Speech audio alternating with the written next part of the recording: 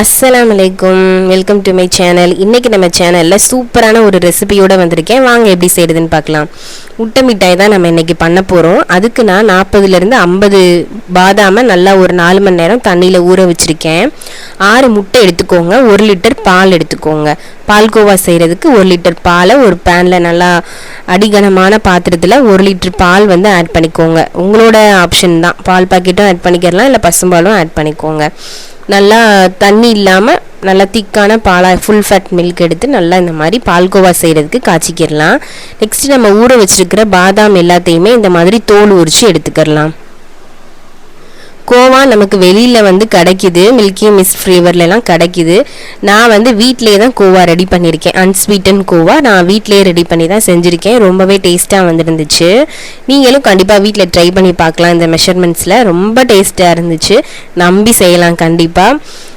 நம்ம என்னதான் கடையில் நம்ம வாங்கி சாப்பிட்ருந்தாலுமே நம்ம வீட்டில் செஞ்சு நம்ம எல்லாத்துக்கும் கொடுத்து நம்ம சாப்பிட்றது கண்டிப்பாக ஒரு டேஸ்ட்டு தனியாகவே கிடைக்கும் நமக்கு. இந்த மாதிரி பால் நல்லா பொங்கி வந்துச்சுன்னா ஒரு ஏடு மாதிரி வரும். அது எல்லாத்தையும் எடுத்து விட்டுக்கோங்க இப்படி. அப்போனா நம்ம பால்கோவா ஸ்டேஜ் கரெக்டாக இருக்கும் நமக்கு.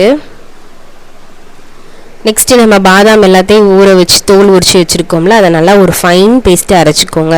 எந்த ஒரு திருன்னு இல்லாமல் நல்லா மாவு போல் ஃபைன் பேஸ்ட்டாக, ரொம்ப தண்ணி ஆட் பண்ணிடாமல் ஃபைன் பேஸ்ட்டை ஒரு திக்காக அரைச்சி எடுத்துக்கோங்க. பால்கோவா பார்த்திங்களா எப்படி சூப்பராக ரெடி ஆகிருக்குன்னு. ரொம்ப டேஸ்ட்டாக இருக்கும். கண்டிப்பாக செஞ்சு பாருங்கள் வீட்டில். இந்த மாதிரி ஒரு திக் கன்சிஸ்டன்சிக்கு நமக்கு பால் வர விட்டு நான் 50 கிராம் நெய் ஆட் பண்ணியிருக்கேன். இதில் ஆட் பண்ணி சைடில் இருக்கிற ஏடு எல்லாத்தையும் எடுத்து விட்டுக்கோங்க. இது கூடவே நம்ம அரைச்சி வச்சுருக்கோம் இல்லையா பாதாம் பேஸ்ட், அதையும் இது கூடவே ஆட் பண்ணி நல்லா ஒரு ஜென்டலாக மிக்ஸ் கொடுத்துக்கோங்க. இது கூடயே நான் 6 முட்டை எடுத்து இதோட பீட் பண்ணி எடுத்துக்கிறேன். இது எல்லாத்தையும் செய்யும் போதே ஆஃப் பண்ணிடுங்க அடுப்பை. முட்டை சேர்க்கும் போதே அடுப்பை ஆஃப் பண்ணிவிட்டு முட்டை, 150 கிராம் சீனி, 50 கிராம் மில்க் மேட் நான் ஆட் பண்ணியிருக்கேன். உங்களுக்கு மில்க் மேட் இல்லைன்னா 200 கிராம் சுகர் மட்டும் ஆட் பண்ணிக்கோங்க. நெக்ஸ்ட்டு ஒரு பேக்கிங் ட்ரேயில் பட்டரை நல்லா தேய்ச்சி வச்சுக்கோங்க. நம்மளோட இந்த மிக்ஸ் நல்லா ஓரளவுக்கு கெட்டி பதமாக வரணும். ரொம்ப திக்காயிராமல் ஒரு பால்கோவா மாதிரி கன்சிஸ்டன்சிக்கு இந்த மாதிரி வரும். இதை இப்படி வந்ததுக்கப்புறம் நம்ம பேக்கிங் ட்ரேயில் மாற்றிக்கிடலாம். நல்லா நெய் இல்லைனா பட்டர் ஏதாவது நல்லா ஃபுல்லாக க்ரீஸ் பண்ணிவிட்டு வச்சு இந்த மாதிரி நம்ம எடுத்து வச்சுருக்கோம் இல்லையா முட்டை மிட்டாயோட பேஸ்ட்டு, அது எல்லாத்தையும் இதில் மாற்றிக்கோங்க. பார்க்கவே ரொம்ப கலர்ஃபுல்லாக இருந்துச்சு. ரொம்ப ஒரு ஃப்ளேவர்ஃபுல்லான ஸ்மெல் நல்லாவும் இருந்துச்சு. இதுக்கு நான் டாப்பிங்ஸ்க்கு வெறும் பாதாம் மட்டும்தான் இன்றைக்கி நான் கட் பண்ணி போட்டிருக்கேன். உங்களுக்கு வேறு எதுவும் நட்ஸ் வேணும்னா நீங்கள் போட்டுக்கோங்க. ஆனால் பாதாம் மட்டுமே ரொம்ப டேஸ்ட்டாக இருந்துச்சு. நெக்ஸ்ட்டு நான் ஒரு பாத்திரத்தை நல்லா அகலமான பாத்திரத்தில் ஒரு 10 மினிட்ஸ் ப்ரீஹீட் பண்ணி வச்சுருக்கேன்.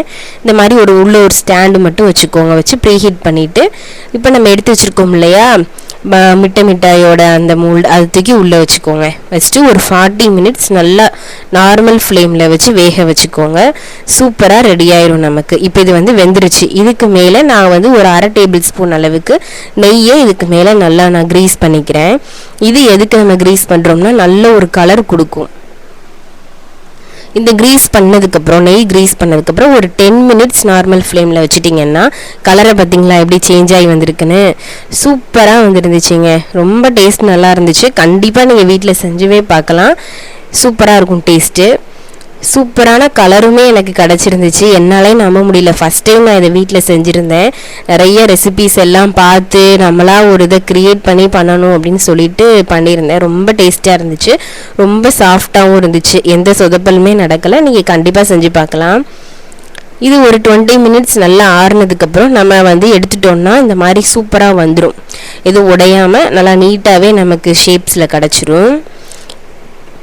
கத்தி வச்சது தான் தெரியும், அதுவே ஸ்வைங்கின்னு உள்ளே போயிடுச்சு. ரொம்ப சாஃப்டாக இருந்துச்சு.